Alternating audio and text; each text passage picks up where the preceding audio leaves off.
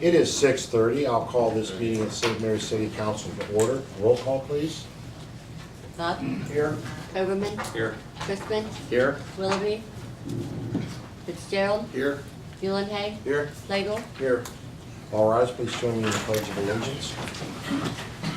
I pledge Allegiance to the flag of the United States of America and to the republic for which it stands, one nation under God, indivisible, with liberty and justice for all. This is a special occasion. If council has no objections, I'm going to go off sequence. Mr. Buck, may I have a motion to read Resolution 2017-16, please? Motion to read. Mr. Yolnik, may I have a second, please? I will second that, Mr. Harris. So I'll vote to read Resolution 2017-16, please. All yeses, and I will read it in its entirety. A resolution of sympathy to the family of Joe Diamond. Whereas Joe Diamond passed away on May 28, 2017, and whereas Joe Diamond served the city of St. Mary's as city auditor from June 1979 until December 1983, and whereas Joe Diamond served his country as a navigator during World War II and was awarded the Purple Heart for injuries received in action on behalf of his country, and whereas Joe Diamond was instrumental in having the city of St. Mary's designated as a Purple Heart community, and whereas Joe Diamond was an active member of the Wayne Street United Methodist Church, was active in many civic activities, and was well known throughout the community. Now therefore, be it resolved by the Council for the City of St. Mary's, that this Council and City Administration extends its sympathy to the family of Joe Diamond.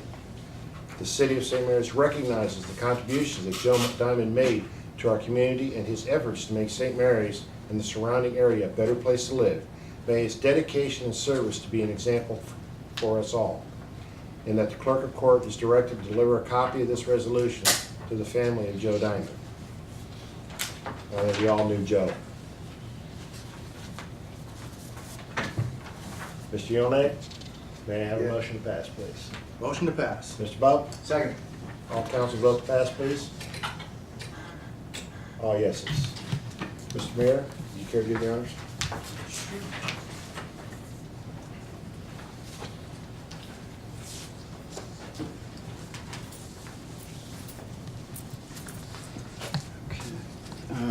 Family members are back here, I assume. Yeah. I think so. If you'd like to step forward, or if it's too much, I'll come back there. I'd like to present this to you and let you know that Mr. Diamond was a very beloved part of our community, and we cared for the man very much. And even as a small boy in this community, I can remember Mr. Diamond and the contributions that he made to our community. And so we'd like to give this to you. You're welcome.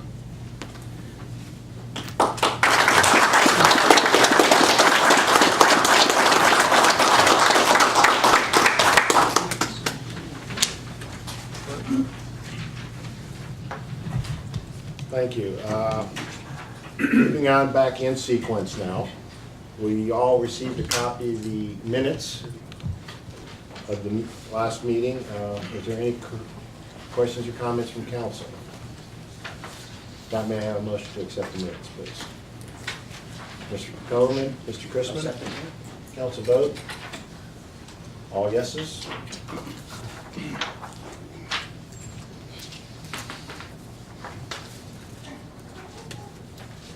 Petitions and communications. We have a letter from the Planning Commission dated May 24th. Dear Mr. Harris, the City of St. Mary's Planning Commission held a public hearing on May 23rd, 2017 to hear comments regarding a request to rezone a parcel of vacant ground that is situated in the north part of Outlot 118, located in the southwest corner of Section 2, St. Mary's Township, in the City of St. Mary's, containing 5.857 acres of land, more or less. This acreage is in the southern portion of a 13.856 acre tract which lies south of Hager Street, west of Knoxville Avenue. The northern portion of the property is currently zoned C3, Office Medical Facilities, and the southern portion is currently zoned R1, Single Family Residential. It was requested that the southern portion of the property be rezoned C3, Office Medical Facilities. along with the request of the St. Mary's Planning Commission for public comments regarding the rezoning of 3.558 acres that consist of a single-family residence and a cemetery in a 18.597 acre tract of vacant land. The 3.55 acre tract of land is currently zoned R1, single-family residential, and was proposed to be rezoned to R3, single-family residential, to be consistent with the surrounding area. The 3.55 acre tract consists of a single-family residence located at 402, 402 and a half, 408, and 412 Beach Street, and Gethsemane Cemetery off Canal Street and Plum Street. The 18.597 acre tract of land is currently zoned R1, single-family residential, and was proposed to be rezoned to RPUD, planned unit development. The 18.597 acre tract is vacant land and lies in part of the southwest corner of Section 2, St. Mary's Township, in Outlot 118, to the city of St. Mary's, Ohio. The said 18.597 acres is east of Beach Street and south of Hager Street, south of the 13.856 acre tract. The map showing the area to be rezoned is attached to this letter. After hearing public comments, the Planning Commission acted affirmatively on the request and refers the request to City Council for further action. Signed, Gregory Foxhoven, Secretary. Any questions or comments from council? Okay, if not, we also have a request from the mayor to speak. Yes, just a couple of quick things, Mr. Harris, thank you. Two items. First, unleashed dogs in our neighborhoods and people not following our laws against something like that. I'd like to ask the newspapers to help us here a little bit and remind our citizens that their dog must be on a leash if they're outside of a fenced yard. If not, they must be inside of that fenced yard. I've had several complaints from especially elderly people trying to walk their dogs or just trying to walk in neighborhoods. And we certainly don't want to see somebody's dog hurt, or specifically, we don't want to see a person get hurt that's out walking. And you know, the complaints have been basically about some larger dogs, German Shepherds, pit bulls. The next thing is I've been requested to give an update on the grist mill over here, and there's two approaches to the grist mill. First approach would be an approach that's advocated by LJB, which is an engineering firm out of Dayton, and that is to take the mill down and take the adjoining shed buildings that are attached to it and completely rebuild it from the ground up. In other words, totally disassemble it and then rebuild it back up the original superstructure that used to exist there. Or the second one would be by Doug Morgan, who's a contractor that specializes in old barns and buildings like that, and that is to take it down to its superstructure, replace some of the timbers that are there in the skeleton part of the old barn, and replace those, and then put original type materials back on, if they can use some of the old original materials on the outside of it. Just go ahead and to button that thing up. So what we're looking at is tear down, reassemble, or tear off and reassemble, and both would use new and old materials. Let's see. The one thing we like about Doug Morgan is that Doug has experience with barns. He's done over 30 of these in the past, and he's been down here several times. He's going to give us a proposal on doing that. I would say look for it early part of next week. We have a real roadblock in the process of doing this, and it's given quite a few people in this room, I mean, we're pulling our hair out, and just shows you that state and federal government can just be an impediment to getting anything done, and that's by the Ohio Historical Society. The gentleman out there has refused to come out here and visit the site, and he's asking ridiculous questions like an example would be, what's the historical, what's the word I want to use? He wants to know if the windows meet his historical criteria. Well, how do we know when those windows were put in that building and meet those type of things? He has to approve every tear off, and he's the guy who had to approve the tear off of the tower over there after we showed him photos from the 1930s that show that wasn't in existence before then. He wants a timeline as to when every one of those additions were added to that building. And so we're going to have to try to go back through sketches and drawings and historical material and try to determine when each one of those additions were added. He's an obstacle to the project. He's a problem, and thank goodness to Mike and Greg, they've kind of tempered my response back to him. And with that all said, then, once we do that, then we submit our proposal to the state, and the state will tell us whether we have financial approval to move forward or not have approval to go ahead and do that. Council had previously approved use of $650,000 of our revolving loan fund to do that, but like I say, it strictly comes up to the state. I think that pretty well summarizes where we are with it. It's, Mr. Palmer, I had to explain to him that building is deteriorating because we can't get contractors to go out in there and button that up. He kept telling me, he said, well, just have somebody go in there and button that thing up so that the weather can't come in. Well, if I can't find a contractor to work on it, it's pretty hard to do that. So I think did I cover everything? Yes, Mr. Noble would like to add anything. Well, one of the reasons that, there was somebody injured in there, it's very dangerous to work in that building. That is also inhibiting, quote, buttoning it up. I would just add that Mike and I, we were actually over there today doing some measuring. We proposed to have this timeline done here by, I would say, within a week, and get some information to him. There are some pictures. It's an interesting history. It's obviously the oldest industry in St. Mary's. It was first constructed in 1847, just 2 years after the canal was built. So, but there's been major additions. In fact, some of the additions that were added have since been torn down. So, things have been added, subtracted.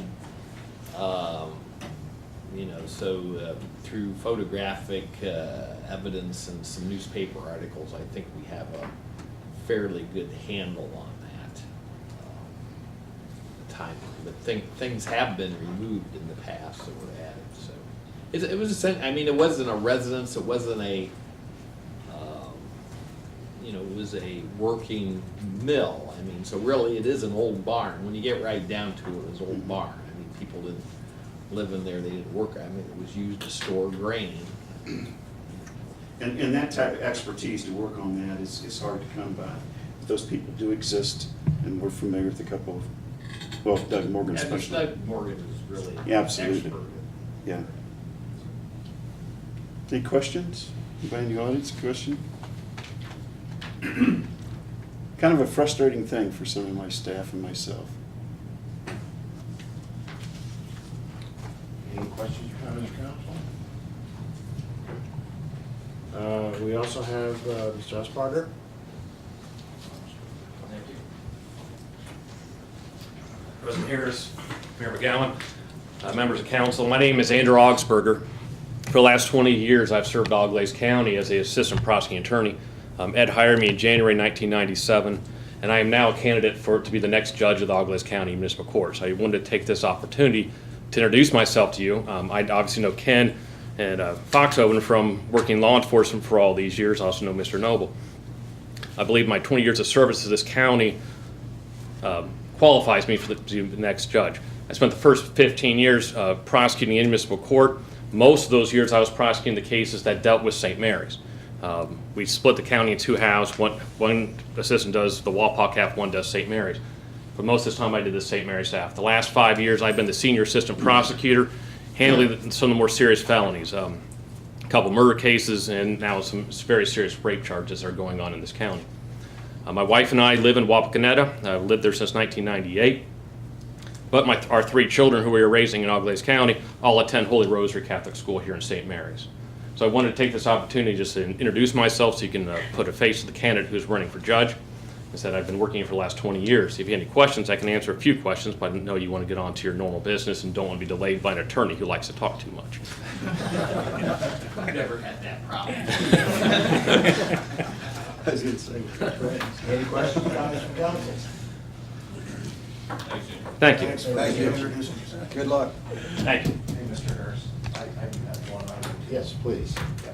So it came to my attention a couple weeks ago that we no longer have any recycling on Saturday mornings. And typically, I use that recycling on Saturday mornings for cardboard, just to get rid of it, because that is something I don't think I can put out. And Doug, you could probably tell me if I'm right or wrong, but I don't think you pick up cardboard. So, No, wait a minute. Cardboard or corrugated fiberboard?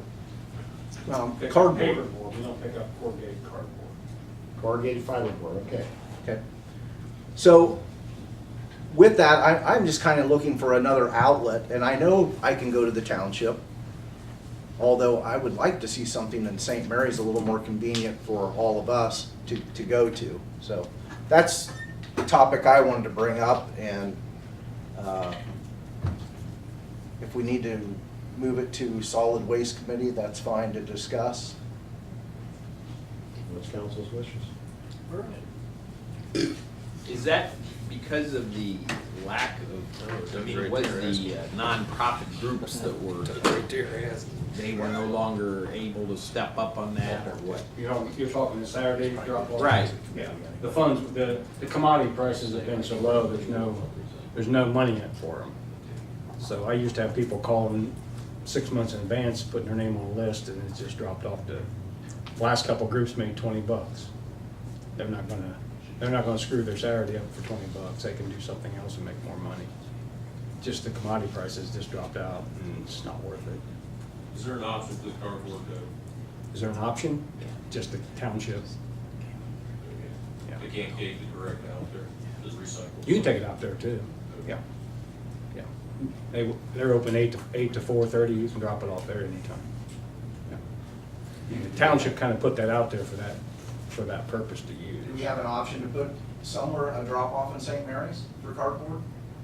At this time, until that building gets done, I don't know how much room we got up there. We got the grass dumpsters up there, grass bins and the brush. I'm not sure how much room we got. We'll have to wait and see once they get the general service building done, see how much room we got left up there.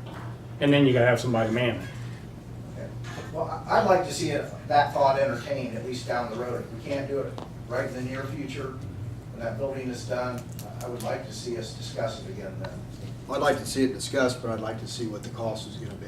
I mean, if we can take it to the township building or the recycling center, and I think a lot of that's outside the corporation limits that may be doing that. And I understand your issue, John, with being able to do it just by yourself.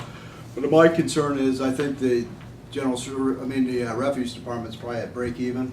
I'm just concerned about adding extra costs on that when I have not heard from a lot of constituents on having an issue with the cardboard.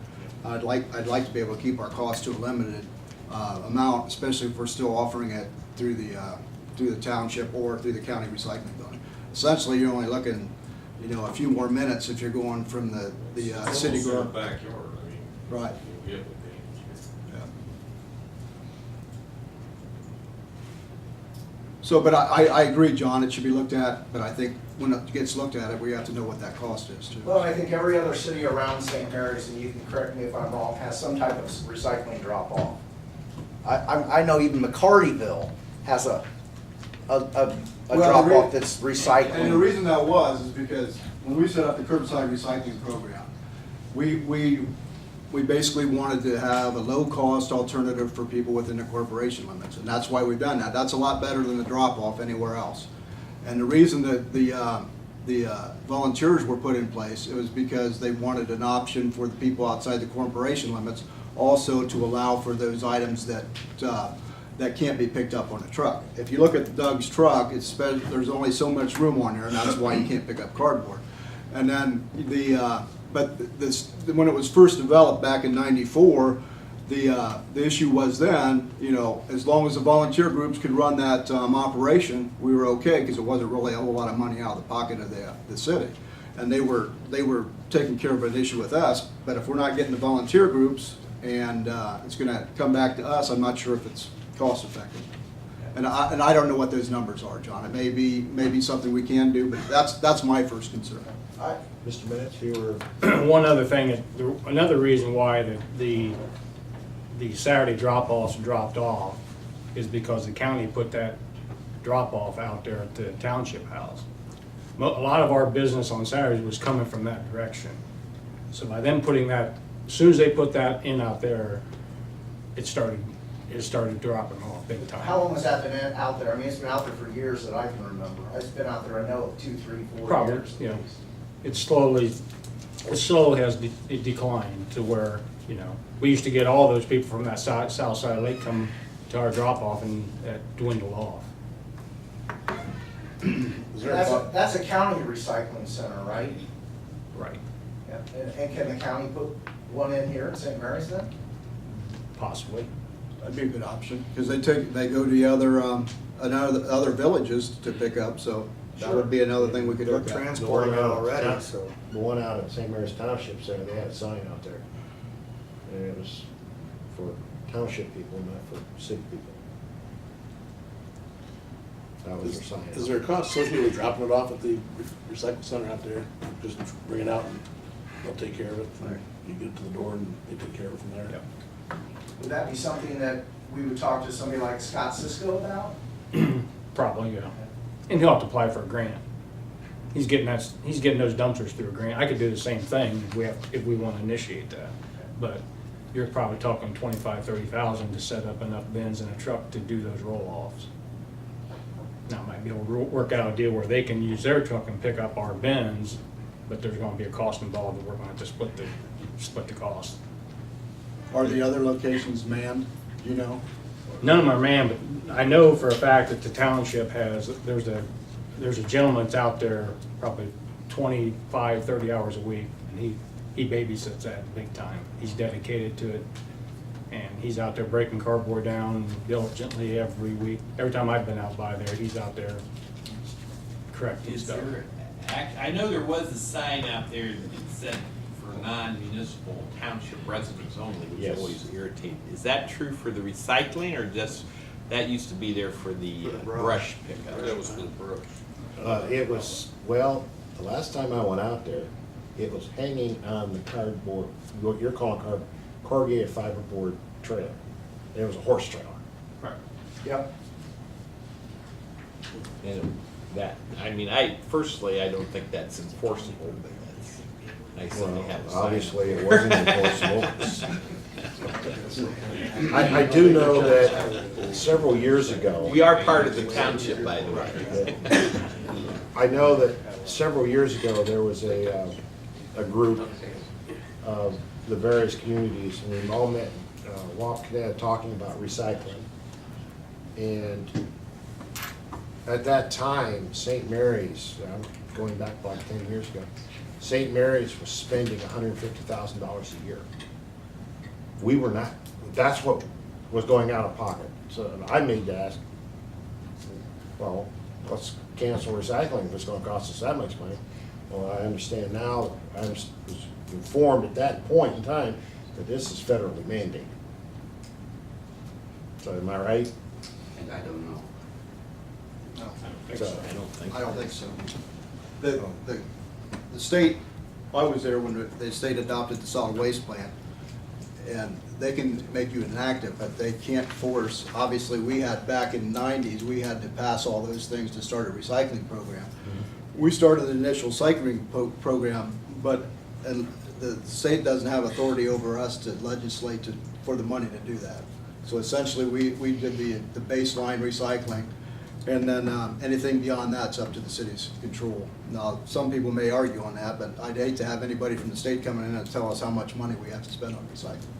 So I think that's. all I can tell you, Todd, is, I was at that meeting and that hit me and I just. Well, I was in the solid waste Yeah. committee, helped develop the plan, and those are all guidelines, but I mean, I'm not a lawyer, but I don't think we would, I think as long as we're meeting the intent of the law everybody had to develop a recycling program, whether it was a drop-off or a curb, we elected to go with curbside back in '94. I think we're maintaining that. And Again, I'm not debating it. What I'm Right. saying is, the recycling program the city had at that time was costing the city $150,000. And we could not drop it. We had to maintain the recycling program. Well, At least that's what they were telling me. Yeah, I don't want to talk about what ifs, but, yeah, we just got to watch the costs in the refuse department, like any other department, so. All right, well, then I'd like to make a motion that we have the solid waste committee investigate this a little bit more. Motion to move this discussion to the solid waste committee. Do I have a second? I'll second that. Mr. Yolinek seconds. Council vote to move to solid waste committee, please. All yeses?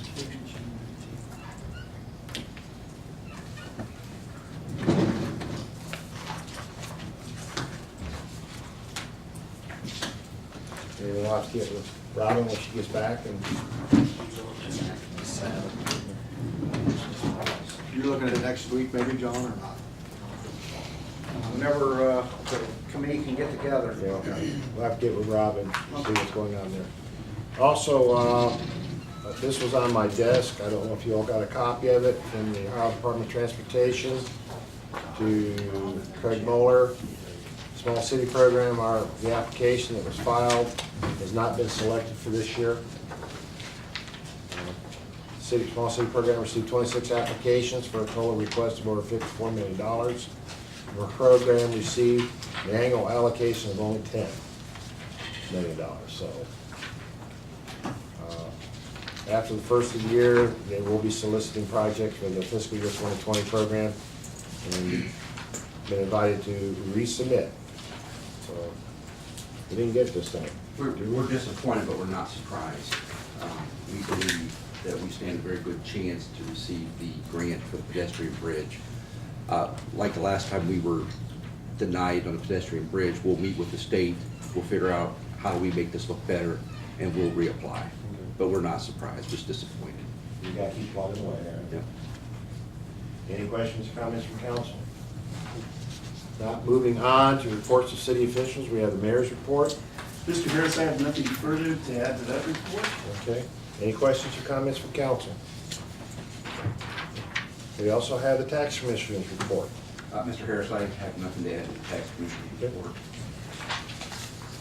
Any questions or comments from council? And we have the director of public service and safety's report. Mr. Harris, I have nothing to add to that report either, but I'd be glad to answer any questions that anyone has. Any questions or comments from council? Okay. We have no reports from city council. Under readings of ordinances and resolutions, we have no third readings. Second reading, we have amended resolution. A resolution authorizing transfer of residential lot to Resource Opportunity Center. Says amended, so I need a motion to amend it. I need a motion to amend. That's right, Mr. Flegel, Mr. Yolinek. Council vote to amend, please. All yeses. And amended resolution 2017-15, a resolution authorized transfer of a residential lot to the Resource Opportunity Center. Mr. Foxo. Mr. Harris, basically, Mr. Noble had section 2 that states that the Resource and Opportunity Center has to prove to us that they have the funds available to construct the new residence. If they don't, then the city has the option if another nonprofit comes forward. So section 2 is the actual amendment to it. But as you recall, the property was gifted to us in 2013. The structure was raised moving Ohio Forward grant money. We feel confident that the Rock at some point will move forward on this project. And this can go on to the third reading. Yes, sir.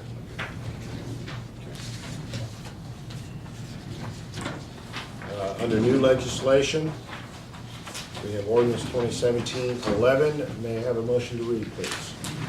Mr. Coberman, Mr. Christman, council vote to read, please. All yeses. Ordinance 2017-11, an ordinance rezoning 28.012 acres of land located in the part of the east addition to the city of St. Mary's and part of the outlot 118 in the southwest corner of section 2, St. Mary's Township in the city of St. Mary's. Mr. Foxhoven. Mr. Harris has indicated this request is supported by the Planning Commission. It deals with a little over 28 acres of property. The 3 properties that it talks about are all currently zoned R1. Section 1 of the ordinance deals with property owned by the hospital. They are simply looking for consistency. They would like to have it rezoned to the office medical facility. Section 2 of the ordinance is private property. It is currently R1. They are requesting to go to R3. R1, single-family resident, is just one home. R3, single-family resident, is one home, but up to 4 units, so like a duplex or a triplex could be built there as well. It affects 4 property owners. We have made contact with all 4 of those property owners. None of them have an issue with this rezoning request. Basically, that particular piece of property is too small to be zoned to R1. Section 3 of the ordinance is property that we owned. This property we bought back in April of 15.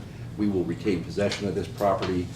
We would like to have it rezoned to the RPUD, the Planned Unit Development. It basically is the least restrictive zoning that we have. It gives us more options, but we will retain control over this 18 acres. Any questions or comments from council? We'll be back at the next meeting for a second reading. Okay, next we have ordinance 2017-12, fiscal officer certificate. May I have a motion to read, please? Mr. Bob? Mr. Fitzgerald? Council vote to read, please. All yeses. Fiscal officer statement to the Council of the City of St. Mary's, Ohio.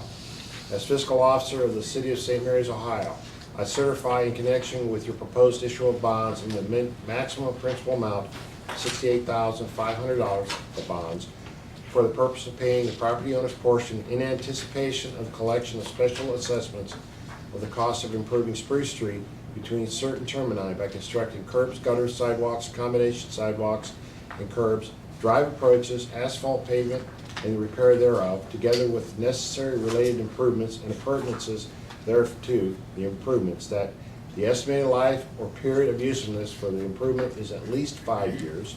And 2, the estimated maximum maturity of the bonds calculated in accordance with section 133.20 of the revised code is at least 20 years, because the special assessments will be payable over a period of 5 years, and the bonds are not to be issued in anticipation of collection of those special assessments. The maximum maturity of the bond is 5 years.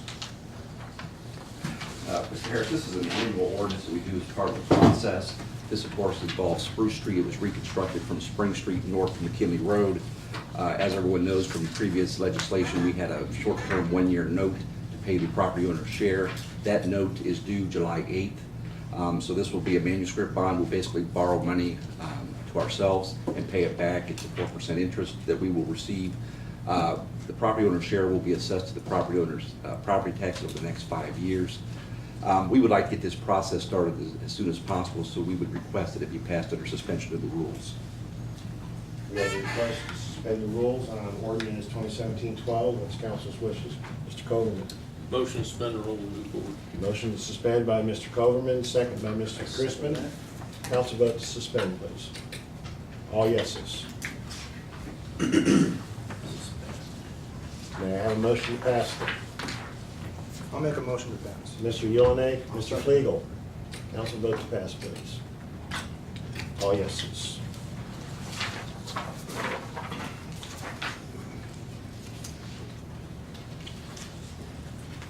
Next, we have ordinance 2017-13. May I have a motion to read, please? Mr. Fitzgerald, Mr. Flegel. Council vote to read, please. All yeses. Ordinance 2017-13, an ordinance authorizing the execution of remaining requirements energy supply schedule with American Municipal Power, Inc., AMP. Mr. Courtney or Mr. Fox? Mr. Harris, I'd like to defer to Mr. Courtney. Okay. Yeah, actually, this basically would extend you have a current, what we call remaining requirements arrangement through AMP for 2017 and 2018, you started this year. This would basically extend that period on out to 2024 and allow you to take advantage of what is really kind of unique in the marketplace right now, that we're actually seeing lower energy prices going forward than we're seeing today. In other words, you can buy energy in 2022, for example, cheaper than you can in 2017. It's kind of an anomaly that we've had in the market recently, but this ordinance would basically put in place the ability then to take it, to go out and shop that market and take advantage of that. You currently get about 15% of your energy from the current remaining requirements arrangement, but you also have a block of what we call 7x24 block of energy that will fall off at the end of 18. This would incorporate, or that would incorporate into this arrangement. So you'd be looking at about 50% of your energy at a what we think is going to be a pretty attractive price relative to what you're paying today for that energy. So, so we certainly concur with AMP's recommendation that you would, adopt this ordinance allowing you to take advantage of that market. Any questions or comments from council? I just have one, that it says not to exceed $40 per megawatt hour. What are we currently paying? I have no idea. You currently pay, for the remaining requirements, you currently pay $42 per megawatt hour. So AMP's anticipating that you'll get a lower price, and part of that's not only because the market has dropped since you entered into the current arrangement back in 2016, but also, again, because you're pulling in that 7x24 block into the deal. But we would agree, we would expect this price to be below the $40, hopefully down closer to the mid $35. Which is 3.5 cents a kilowatt hour. Keep in mind, this is energy only; it doesn't include capacity, but it does have a pretty good effect when you're looking at almost half your energy coming from this arrangement. So, Any other questions or comments from council? If not, this will be back for its second reading at the next meeting. Next, we have ordinance 2017-14. May I have a motion to read, please? Mr. Flegel, Mr. Yellowknight, council vote to read, please. All yeses. City of St. Mary's remaining requirements, energy supply schedule, AMP contract. Wait a minute, that's this one. All right. Emergency ordinance repealing ordinance 2017-07. Mr. Foxhoven. Mr. Harris specifically put it, we got ahead of ourselves with regards to TSC and ending their franchise. We need to repeal this tonight. They will be back, I believe, in the fall to reapply. Financially, this has no impact on us, but we simply got ahead of the schedule. So we would request that this be passed under suspension of rules. Any questions or comments from council? I talked to somebody, they were eagerly awaiting this for some reason. Okay.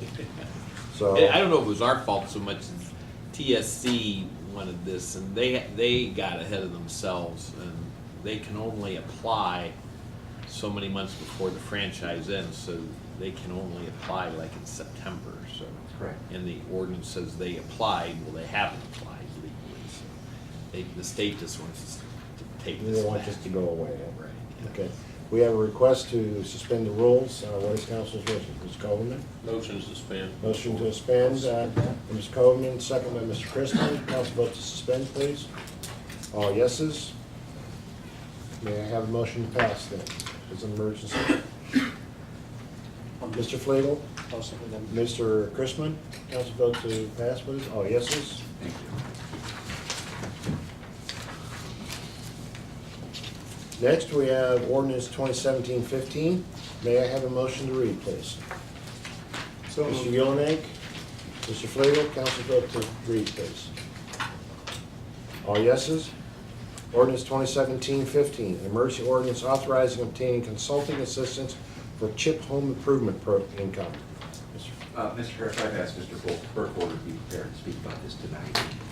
Yes, this one's pretty straightforward. It will allow me to solicit vendors to administer our CHIP program. As the ordinance indicates, the ROC has expressed an interest to tap into those funds. And as our practice is, we solicit for 3 vendors and then select one to administer the program for us. This basically goes hand in hand with the property ordinance that we read a little bit ago. So we would like to get moving forward so they can kind of coincide, so we would request it to be passed under suspension of the rules. This is the same process we went through in the first Rock House. We have a request to suspend the rules. Mr. Flegel. make the motion to suspend the rules. Motion by Mr. Flegel, second by Mr. Fitzgerald. Council vote to suspend, please. All yeses. May I have a motion to pass, please? Mr. Flegel, Mr. Yellowknight, council vote to pass, please. All yeses. Thank you. Next, we have ordinance 2017-16. May I have a motion to read, please? Mr. Coleman? Mr. Fitzgerald? Council vote to read, please. All yeses. Ordinance 2017-16, emergency ordinance authorizing the Director of Public Service and Safety to purchase a factory demonstrator or new model refuse collection truck for use by the City of St. Mary's Solid Waste Department without the taking of competitive bids and to offer certain collection truck for sale. Mr. Harris, I would like to refer to Mr. Metz to talk about his plans. Our department is in need of a new refuse truck. The current model I'm trying to replace is 11 years old. I had it on the budget last year in 2016, but could not come up with a truck. Moved the funds to 2017. I have been waiting 6 months. I've located a truck. I was waiting on a salesman I bought the last 3 trucks from. He has not been able to come through with a truck for us, so I took a different avenue. I located a truck. It is in Iowa right now. The dealer is in Perrysburg, Ohio. I did have three bids on various trucks. This truck here is that I've located is the best deal. Also, along with that, I have previously I've gotten around $25,000 trade-in value for the used truck. Always County Solid Waste has showed interest and agreed to purchase that truck for $27,500 from us. They are going to use it to pick up cardboard only with it. Very good, John. Have them come pick it up for you. The current truck right now that I'm using right now, in the first 6 months, I've already spent $15,000 in repairs. Sitting at the shop right now, needing another $6,000. So I need to get that truck off the road and put it into backup status. So that's why I'd like to move forward with purchasing this truck to get us back up and where we're not spending so much money nickel diming this. So you're requesting to suspend the rules on this? Yes. I have a request to suspend the Why, rules. Doug, I didn't hear the purchase price. Yeah, what's the price of it? Purchase price is, Well, while he's looking that up, we did budget $168,000 for a new vehicle. This vehicle. That was carried over from last year. Correct. Okay. Retired that. 163.4, and plus then the 27.5 will come off that, so I'm gonna have about 133 in it. So we don't need a supplemental in the future, this is all part of this budget? Correct. Okay. Yeah, I had thought we'd gotten one last year, but Doug cleared that up. Yeah. Said they couldn't find it. Right. No, That's what I was thinking. We did get the recycling, or the, We got the Grant. grant recycling truck that I use just for commercial cardboard. Mr. Fitzgerald, you had an observation? Last thing we got from Iowa didn't work out so well. Different transformer? but it served us well. It just, when we were done using it, it kind of went downhill from there. Okay, we have it suspended. Mr. Pop, Motion to suspend the rules to purchase a garbage truck. second by Mr. Flegel. Council vote to suspend, please. All yeses. May I have a motion to pass, please? Mr. Coleman, Mr. Christman, council vote to pass, please. All yeses. Thank you.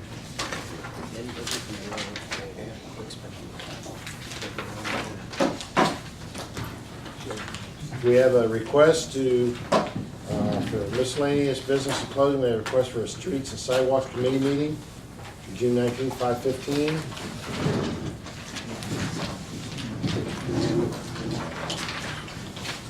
That would be me, Jim, John, and Ron. Okay. There's a run for each ward. Yeah. And I assume that's just where they come in with the residents. Coleman, is that a good? Mr. Fitzgerald? It's a concern that he has for these meetings, that's what we're Okay. talking about, so. I don't know if there'll be other homeowners from that area here, but Mr. Fitzgerald and I have talked I'm at familiar. length about this issue. Mr. Coleman, that's a good time for you and your committee? Yep. Okay, I will not be there. Okay, so, anything else come before council? Oh, Need to excuse Robin Wilby. I'll make that motion. Mr. Fitzgerald, motion. Second by Mr. Flegel. Council vote to excuse Ms. Wilby. All yeses. Mr. Bub. Motion to adjourn. Motion to adjourn by Mr. Bub, second by Mr. Flegel. Council vote to adjourn, please. All yeses.